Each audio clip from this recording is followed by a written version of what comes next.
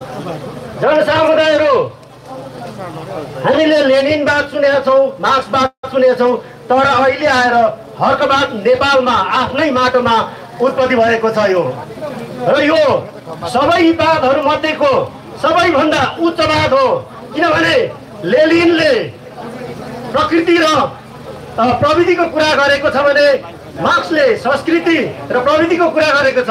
तर यहाँ प्रकृति, संस्कृति अनि प्रविधिको कुराहरू आएको छ। त्यसैले गर्दा यो वादहरू मध्येमा संसारकै सबैभन्दा उच्च वाद हो। र हामीले किन हर्कवादलाई फलो गर्ने? हामीले नेपालीको सपना पुरा गर्न, शहीदको सपना पुरा गर्नको लागि हामीले हर्कवाद फलो गर्नुपर्छ। आदरणीय तमाम जनसमुदायहरू, हिजो अस्ति जस्तो लाग्छ नेपालमा त्यत्रो ठुलो विध्वंस गयो। जनताहरूले नबुझिकन, जिएनजी भाइहरूले नबुझिकन बन्दुक बोकेर निस्केका थियौँ र त्यत्रो ठुलो आन्दोलन भयो, आन्दोलन सक्सेस भयो। तर फाइनल्ली हामीले के पायौँ? क्वेसन छ तपाईँहरूलाई।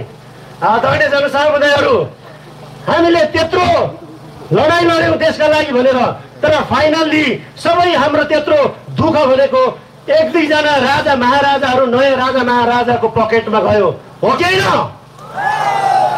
के ती वीर महान शहीदहरू हजारौंको रूपमा बलिदान दिएर एउटा कुनै कुनामा उसको स्तम्भ बनाएर शहीद पार्क बनाउनको लागि ज्यान दिएको थियो? म प्रश्न गर्न चाहन्छु तपाईँहरूलाई, के त्यो ज्यान बलिदान एउटा कुनामा गएर शहीद पार्क बनाएर वर्षमा एकचोटि माल्यार्पण गर्नको लागि ज्यान फालिएको थियो त?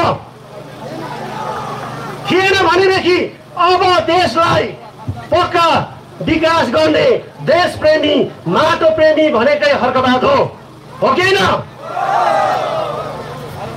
यी शहीदहरूको, यी हाम्रो सम्पूर्ण नेपालीको सपना पुरा गर्नको लागि यो देशमा अब एउटै मात्र विकल्प भनेको श्रम संस्कृति पार्टी, व्हिच इज हर्कवाद, हो कि होइन? तपाईँहरूले विभिन्न न्युजतिर हेरिरहनु भएको छ। यो विरोधीहरूले कुरा काटिरहेका छन्। कुरा काट्दै गर्छ, अगाडि बढ्दै गर्ने हो। हामीले दुई चारवटा एजेन्डाहरू मध्येमा तीनवटा जति एजेन्डाहरूलाई अहिले अधिराज्यव्यापी रूपमा विरोधीहरूले भाइरल बनाइरहेको छन्, जुनलाई अर्थलाई अनर्थ देखाइरहेको छन्। जुन स्कुलको विषयमा, विद्यालयको विषयमा हाम्रो कुरा के हो भने 4 दिन क्लास गर्ने, त्यसपछि 2 दिन चाहिँ प्र्याक्टिकल गर्ने। यो यहाँ नेपालमा नौलो होइन, नेपालको लागि नौलो हो, तर संसारको लागि यो नौलो होइन। हामीले पढ्छौँ, पढेर मात्रै हुँदैन, देख्नुपर्छ। त्यो मेसिनले कसरी काम गर्छ त्यो देख्नुपर्छ, देखेपछि अनुभव गर्नुपर्छ, बल्ल मात्रै सिकिने कुराहरू हो। हामीले दुनियाँ संसारको कहानीहरू पढिराखेर वेस्ट गरिरहेको छौँ।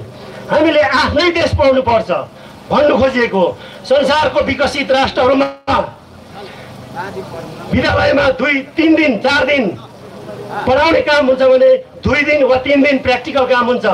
यसो गर्दाखेरि के हुन्छ भन्दाखेरि यो विद्यार्थी कुन खालको विद्यार्थी हो, यसको रुचि केमा छ, यो मान्छे डक्टर हुने हो कि इन्जिनियर हुने हो कि मेकानिकल हुने हो कि बाइक मेकानिकल हुने हो कि एरोप्लेनको मेकानिकल हुने हो कि, यो सबै कुरो तलैबाट छुट्याएर चाहिँ त्यसको डक्टर हो भने डक्टरी लाइन, आइटी लाइन हो भने आइटी लाइन र इन्जिनियरिङ हो भने इन्जिनियरिङतिर लाने गरिन्छ। यसो हुँदाखेरि भोलि गएर कुनै पनि स्टुडेन्टले एउटा कोर्स कम्प्लिट गरिसके पछाडि त्यो स्टुडेन्टले सहजै रूपमा आफ्नो काम पाउन सक्नेछन्। तर हामी अहिले आइए बिए डिग्री गरेका छौँ, हाम्रो नेपालमा रोजगारी नभएकोले गर्दा हामी विदेश जानु परिरहेको छ। तर हामी केमा क्वालिफाइड छौँ? हाम्रो डिग्रीको सर्टिफिकेट गोजीमा राखेर भोलि गएर साधारण आइटी पढेको अन्डरमा फेरि गएर सिक्नुपर्ने हुन्छ। त्यसैले गर्दा यो 4 दिन पढ्ने, त्यसपछि 2 दिन प्र्याक्टिकल गर्ने भन्ने कुरा हामीले यहाँ ल्याएको छौँ। यसलाई अफवाह नफलाइदिनु होला। तपाईँहरू विरोधीहरूले भनिराख्नु भएको छ 4 दिन पढ्ने त्यसपछि ढुङ्गा बोक्ने यसरी विकास हुन्छ भन्ने यो अफवाह फैलाइरहेको छ। यसमा भ्रम नपर्दिनु न, म यहाँहरूलाई हार्दिक अनुरोध गर्दछु। अर्को कुरा, हाम्रो सबैले सैनिक तालिम गर्नुपर्ने कुरा आएको छ। यो एकदमै सराहनीय छ। किन सराहनीय छ? किनभने संसारमा अरू देशले पनि यो प्र्याक्टिस गर्दै आइरहेको छ। म एउटा भूपू गोर्खा सिङ्गापुर, यो मैले देखेको छु सिङ्गापुरमा। सिङ्गापुरले भन्छ यसलाई नेसनल सर्भिस एनएस। उहाँहरूले हरेक नागरिकले यदि अपाङ्गता हुनुहुन्न भने 9 महिना अनिवार्य रूपमा देशको लागि सैनिक तालिम गर्नुपर्नेछ। सैनिक तालिम गर्दाखेरि के हुन्छ त? भोलि गएर हामी त के हो, सबैले भन्छ दुई ढुङ्गाको तरुल। यो बिचमा बसिरहँदाखेरि देशलाई कुनै पनि इमर्जेन्सी पर्यो, देशलाई आवश्यकता पर्यो भने हामी सबै सम्पूर्ण जति पनि त सिकिसकेको जनताहरूले भोलि गएर बन्दुक निकालेर हामी देशको लागि रक्षा गर्नेछौँ। हामी माटो प्रेमी हुनेछौँ। अरू के सिकिन्छ? हामी माटो प्रेमी हुनेछौँ र हामीले देशको माया के हो भन्ने कुरा बुझ्छौँ। नेपालमा सबैभन्दा देशलाई माया गर्छ भने एकजना मान्छे व्यक्तिले उहाँको हुनुहुन्छ, हाम्रै सम संस्कृतिका पार्टीका अध्यक्ष सर्देव हर्क साम्पाङज्यूले मात्र गर्नुहुन्छ। त्योभन्दा बाहेकको हाम्रो बुद्धि कहिले आउँछ भने एयरपोर्टबाट प्लेन चढेर गइसके पछाडि विदेशमा पुगेर देशको माया सुरु हुन्छ। जब हामीलाई अरू देशले हेप्न थाल्छन् तब मात्र हाम्रो आँखा खुल्छ कि के हाम्रो देशको पनि विकास गर्नु पर्दो रहेछ। नेपालीहरू वान साइड दिस वे भनेर साइड लगाइदिएपछि त्यतिखेर तपाईँलाई थाहा हुन्छ कि यो हामीलाई नेपाली हुनुमा अलिकति लाजस्पद हुन सक्छ। त्यसपछि देशको प्रेम बढ्न थाल्छ, देशको राजनीति बुझ्न थालिन्छ।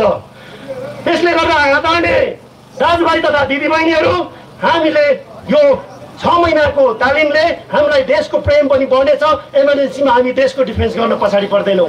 अहिले यस्तो अफवाह फैलाएको छ कि यो संस्कृति पार्टी जातीय पार्टी भन्ने छ। यसको सुरुवात कहाँदेखि भएको? त धरानदेखि भएको हो कि होइन? सो धरानदेखि हुँदा धरानमा सबैभन्दा धेरै जाति को छ? राई लिम्बूहरू छ। कुनै पनि रोग एउटा घरमा सुरु भयो भने त्यो रोग सबैभन्दा छिटो फ्यामिलीमा जाने गर्दछ।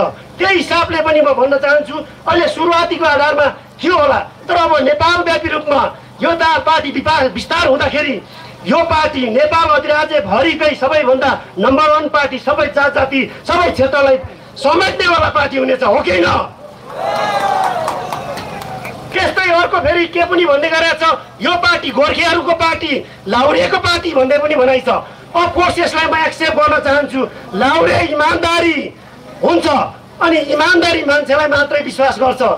हाम्रो विश्वास इमान्दारी प्रति हुनेछ। लाउरेको शब्दमा एउटा यस्तो हुन्छ, सबैको शब्दमा डर भन्ने शब्द हुन्छ, लाउरेको शब्दमा डर भन्ने हाम्रो हुँदैन। हाम्रो बुकमा डर हुँदैन। त्यसैले हामी नडराइकन देशको लागि, हर्क साम्पाङज्यूको लागि हामी परिआएको खण्डमा बन्दुक बोक्न रेडी भएर लाउरेहरू सबै लागि परेको छौँ, हो कि होइन? यो देश परेकोले मात्रै चलाउँछ भन्ने होइन, यो देश इमान्दारीले चलाउने देश हो। हामीलाई अरू केहीको खाँचो छैन, सिर्फ खाँचो छ त इमान्दारीको खाँचो छ। अब यो इमान्दारी कहाँबाट सुरु हुन्छ भन्दा यही हर्क साम्पाङज्यूबाट सुरु हुन्छ। तपाईँले प्र्याक्टिकल्ली हेरिसक्नु भएको छ। सरकारको कुनै पनि 1 पैसा बजेट खर्च नगरिकन हामी जस्तै दिलदारहरूले कति रकमहरू सहयोग गरेको अनि तपाईँ हामीले श्रमदान गरेको आधारमा धरानमा यत्रो पाक सम्पन्न भइसकेको छ, हो कि होइन? यो उदाहरणीय हो। यही नै हो अबको पथ भनेको। ढुङ्गे भन्ने मित्रहरूलाई म के भन्न चाहन्छु भने एक जमानामा चाइनाको ग्रेट वाल त्यो कुनै क्रेनले बनाइएको थिएन, त्यो पनि कुनै शासकले ढुङ्गा बोकाएर बनाएको चाइनाको ग्रेट वाल अहिले संसारमा फेमस छ कि छैन? यो देश हामीले बनाउन सकिन्छ, तर हामीले अर्को पथलाई फलो गर्नुपर्छ भन्दै धेरै कुराहरू थियो। समयको पाबन्दीले म अरू कुरा गर्न सकिनँ।